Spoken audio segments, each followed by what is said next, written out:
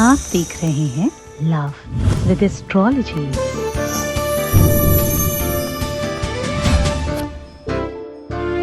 नमस्कार, मैं हूं आचार्य सतीश अवस्थी और आपका बहुत स्वागत करता हूं लव विद एस्ट्रोलॉजी में। लव विद एस्ट्रोलॉजी आपकी अपनी लाइफ को कंप्लीट करने का एक अद्भुत साधन है। लव विद एस्ट्रोलॉजी में हम रोज प्यार में, रिलेशनशिप में, शादीशुदा जीवन में, वैवाहिक लाइफ में या विवाह के योग के लिए नए नए उपायों के साथ आपके सामने हाजिर होते हैं। हम रोजमर्रा की लाइफ को पूरी तरह से सुव्यवस्थित करके आपके जीवन में प्यार भरने का काम करते हैं। लव विद एस्ट्रोलॉजी में आपको जीना सिखाया जाता है, मुस्कुराना, हंसना, लाइफ में प्यार को वापस लाना बताया जाता है। ये ऐसी परंपरा है, ये ऐसा संसाधन है, ये एक ऐसी व्यवस्था है जिसमें आपके जीवन को कंप्लीट कर दिया जाता है।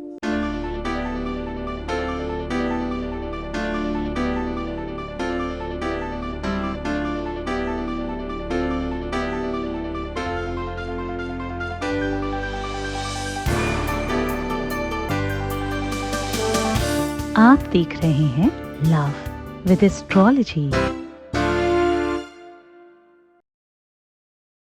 हम बड़े हर्षोल्लास के साथ विवाह करते हैं, चाहे वो स्वयं का विवाह हो, चाहे बच्चों का विवाह हो। जब हम लड़की किसी के घर ब्याहते हैं तो हम ये सोच करके बहुत कुछ देते हैं, बहुत प्रयत्नशील होते हैं कि हमारी बिटिया दूसरे के घर जाकर के प्रसन्न हो। जब हम किसी दूसरे की बच्ची को अपने घर लाते हैं बहू बना के, तो हम ये सोचकर लाते हैं कि वो उसके पैर लक्ष्मी के जैसे होंगे, हमारे घर आएगी तो बरकत होगा और हमारे घर को संभाल लेगी। हमारे घर में एक बच्ची की आवश्यकता है, ऐसी इच्छा के साथ लाते हैं। लेकिन इन भावनाओं में कब दोष आ जाए और कब संकट किस घरौंदे के साथ, किस झरोके के साथ, किस रोशनदान के साथ आपके घर में संकटों ने दस्तक दे दिया, ये पता नहीं चल पाता। उन सारे के सारे संकटों को पूरी तरह से समूल विनाश के लिए मैं कह रहा हूं कि आज ये रंग अपने पैरों में लगा लो। आपका प्यार और आपका जीवन साथी आपके रंग में रंग जाएगा। मैं कह रहा हूं कि आलता समझते, जो पैरों में महिलाएं रंग लगाती हैं, मैं आज पैरों में लगाने वाले रंग को कह रहा हूं कि यहां पर स्पर्श कर लो, इस प्रकार से लगा लो, इस ढंग से कर लो। वो चाहे पुरुष हो चाहे महिला, दोनों के लिए केवल और केवल एक सिंगल, कैसे आपको समझाऊं, बहुत छोटा सा टीका लगा देना है। मैं आज कह रहा हूं कि मस्तक की जगह पर पैरों में लगाएं ये टीका। मस्तक की जगह पर पैरों में लगाएं ये टीका। आपके जीवन में रहेगा सुख, आपके जीवन में रहेगा प्यार, आपके जीवन में रहेगा आपके जीवन साथी का दुलार और प्यार और उसका सपोर्ट और उसका सहयोग। अगर आपके जीवन साथी का प्यार, आपके लवर का, आपके प्रेमी का, आपकी प्रेमिका का, आपके जो भी पार्टनर की बात आप समझते हो, जिस भी भाषा को आप समझते हो, क्योंकि मुझे ऐसा लगता है कि जब आप दो लोग एक हो जाते हो तो गंधर्व विवाह तो उसी समय हो जाता है। शादी के फेरे लेना और सिंदूर डालना वो सिर्फ और सिर्फ एक औपचारिकता मात्र है। सच्चा जीवन साथी तो वही है जिसको तुम दिल के अंदर रख के बैठे हो, जिसको तुमने अपना मान लिया है। मैं कह रहा हूं कि अपने जीवन साथी को अपना बनाने का एक विधान आज लेकर के हाजिर हो। विवाह विश्व का, मैंने बहुत बार कहा है कि सबसे बड़ा इवेंट है। विवाह एक ऐसा इवेंट है जिसके बाद ही यह संपूर्ण विश्व का निर्माण होगा। विवाह वो इवेंट है जिसकी वजह से पूरी दुनिया बनी है। विवाह वो इवेंट है जिसकी वजह से पूरे विश्व में जितने भी प्राणी हैं सबका जन्म हुआ। विवाह वो संसर्ग है जिसकी वजह से प्रकृति के कार्य में हम सब सहायक हो पाते हैं। लेकिन इस सहायता में अगर प्रेम साथ में हो, अगर स्नेह साथ में हो, तो ये सहायता जीवन का आनंद बन जाती है। ये कार्य आनंददायक होता है और सुकून मिलता है, सुख प्राप्त होता है। दुनिया के वो 6 सुख हैं जिसमें से सर्वोच्च सुखों में से इस सुख को पाया जाता है, माना जाता है। अर्थागमो नित्य, अर्थागमो नित्यमरोगिता च, प्रिया च भार्या प्रियवादनी च, वशस्य पुत्रोर थर्करी च विद्या, सदजीवलोक सुखानि राजन्।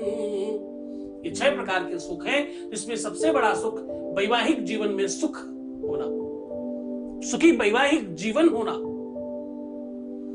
विवाह का उल्लास हर व्यक्ति के जीवन में है, छोटा बच्चा हो, बड़ा हो, लड़की हो, लड़का हो, पुरुष हो, महिला हो, सबके जीवन में कहीं ना कहीं प्रेम और विवाह का उल्लास है और उसकी आवश्यकता है और उसके प्रति मन में बहुत आसक्ति है, मन में बहुत स्थान है, बड़ा स्थान है।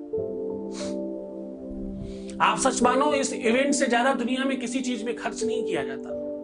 दुनिया का सबसे महंगा इवेंट है ये। जितने मैक्सिमम खर्चे किए जा सकते हैं इसमें किए जाते हैं। एक गरीब से गरीब आदमी बेकार से बेकार व्यक्ति को भी बेहतरीन से बेहतरीन खाना खिलाना चाहता है इस इवेंट में। एक गरीब व्यक्ति हो सकता है कि जिसके घर में कभी जीवन में एक साथ दाल और सब्जी दोनों बनी ही ना हो, वो भी अपनी बिटिया के विवाह में कम से कम 10-20 व्यंजन बनवाना चाहता है। हो सकता है कुछ लोग ऐसे होंगे जिन्होंने अपने जीवन में एक साथ खट्टा मीठा तीखा सब कुछ नहीं खाया होगा। उसके बावजूद जब उनके बिटिया का विवाह होता है तो वो सारे के सारे व्यंजन लगा देना चाहते हैं अपनी सामर्थ्य के अनुकूल, मानो उस दिन वो राजा हो गया हो। भले ही उस व्यक्ति को कहीं से कर्ज लाना पड़े, खुद को बेच देना पड़े, लेकिन उसके बावजूद वो जैसे तैसे कर करके व्यवस्थाएं करता है। इस इवेंट से बड़ा इवेंट कोई है नहीं दुनिया में। इसमें छोटा बड़ा हर कोई सिर्फ हाथ पसार कर मांग रहा होता है। एक गाड़ी वाला सबसे महंगी गाड़ी बुक करने के बावजूद भी जब दरवाजा खोलने की बात आती तो कहता और पैसे दीजिए।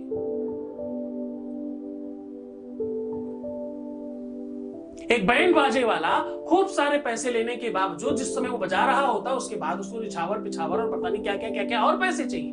हर कोई सिर्फ लाओ लाओ लाओ कर रहा होता है इस इवेंट में। इस इवेंट में पूरी की पूरी जितनी भी जनता है सब खींच रहे होते हैं, सिर्फ ले रहे होते हैं। इतने सबके बावजूद भी अगर जीवन में सुख ना आया तो जरा सोचना कि इस इवेंट का वास्तविक क्या मतलब बचा है और कौन क्या वापस कर देगा इसके बाद। ये बहुत बड़ी विडंबना है भारतवर्ष की। ये दानों में सर्वोच्च दान है, इससे बड़ा दान बना ही नहीं। कन्यादान विश्व का सबसे महत्वपूर्ण सबसे बड़ा दान है भाई, इससे बड़ा कोई दान नहीं।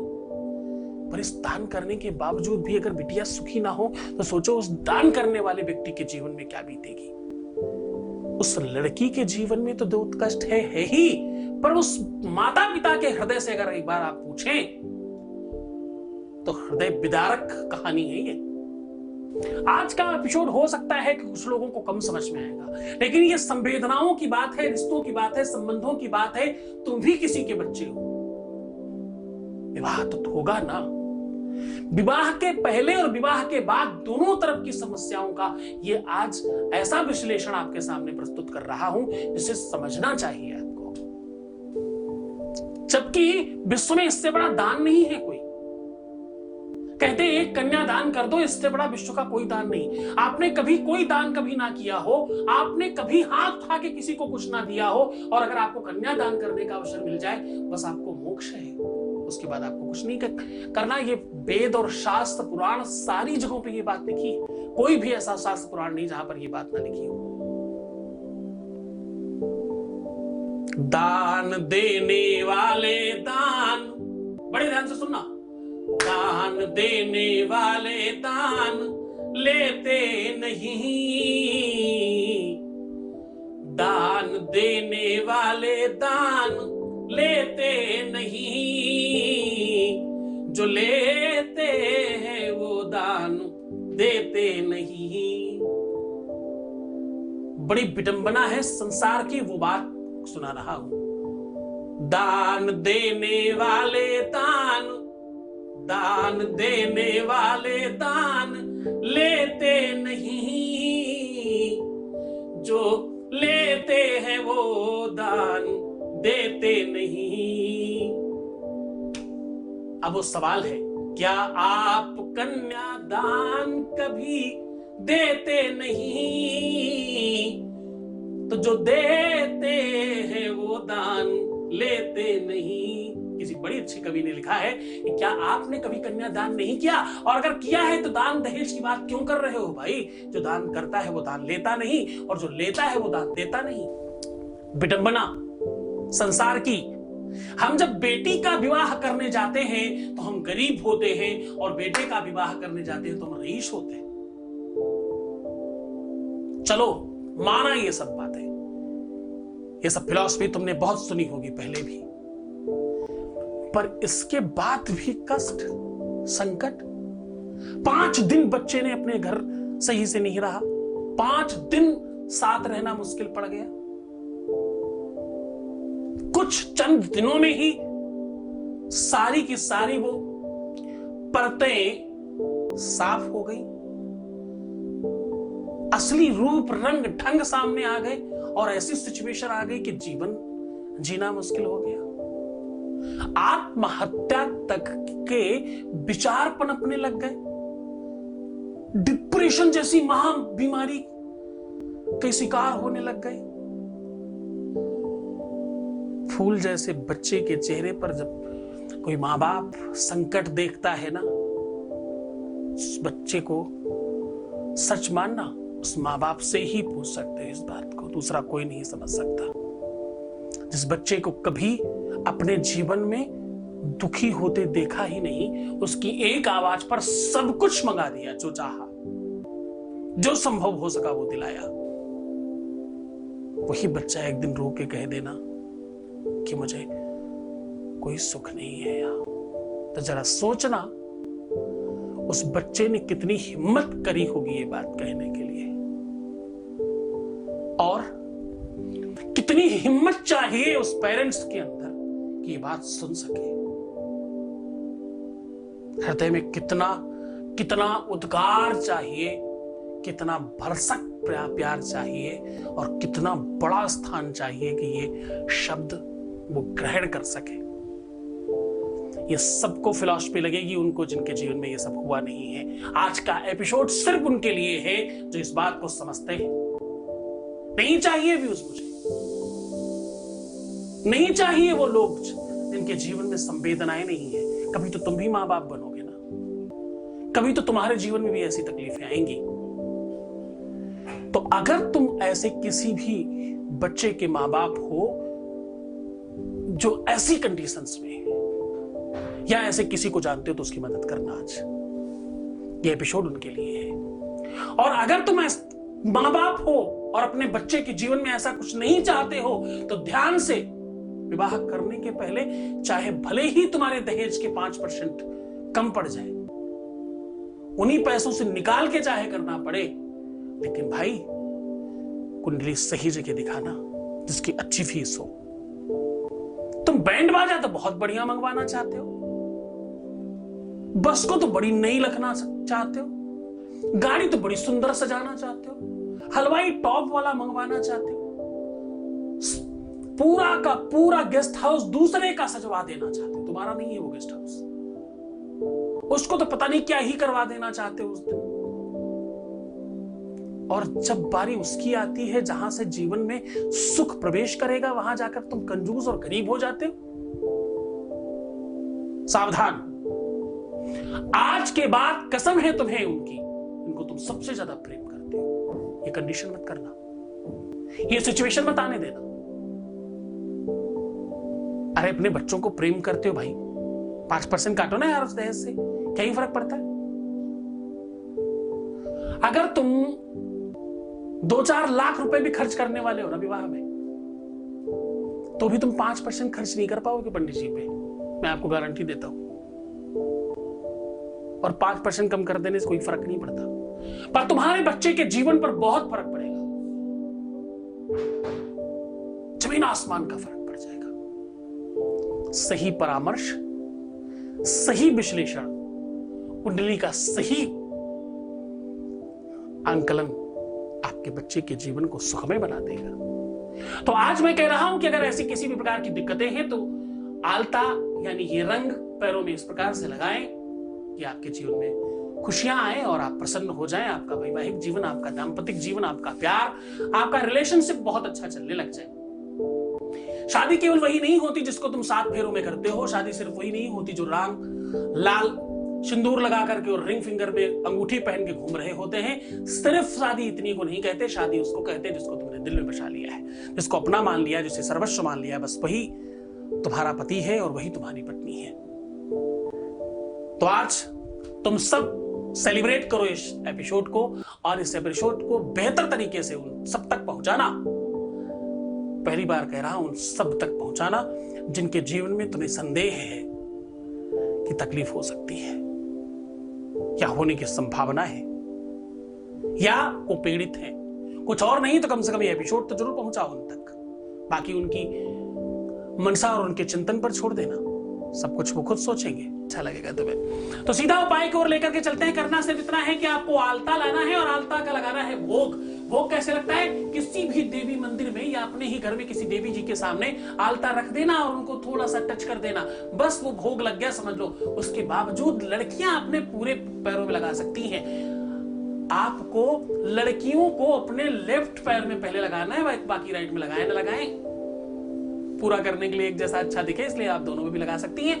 लड़कों को केवल अंगूठा और पहली उंगली के बीच में जरा सा टच कर लेना है। पैर के अंगूठे और पहली उंगली के बीचों बीच जरा सा टच कर देना है, केवल सिर्फ इतना करना है। लड़कों को राइट में, लड़कियों को लेफ्ट में लगाना बहुत आवश्यक है। लड़कियां दोनों में भी लगा सकती हैं, उनके लिए श्रृंगार का काम है। लड़कों के लिए श्रृंगार का काम नहीं, इसलिए सिर्फ अंगूठे और पैर की बात कर रहा हूं। पैर के अंगूठे और पहली उंगली के बीचों बीच लगा देना है केवल, पर भोग लगा के लगाना है और इस मान्यता के साथ लगाना है।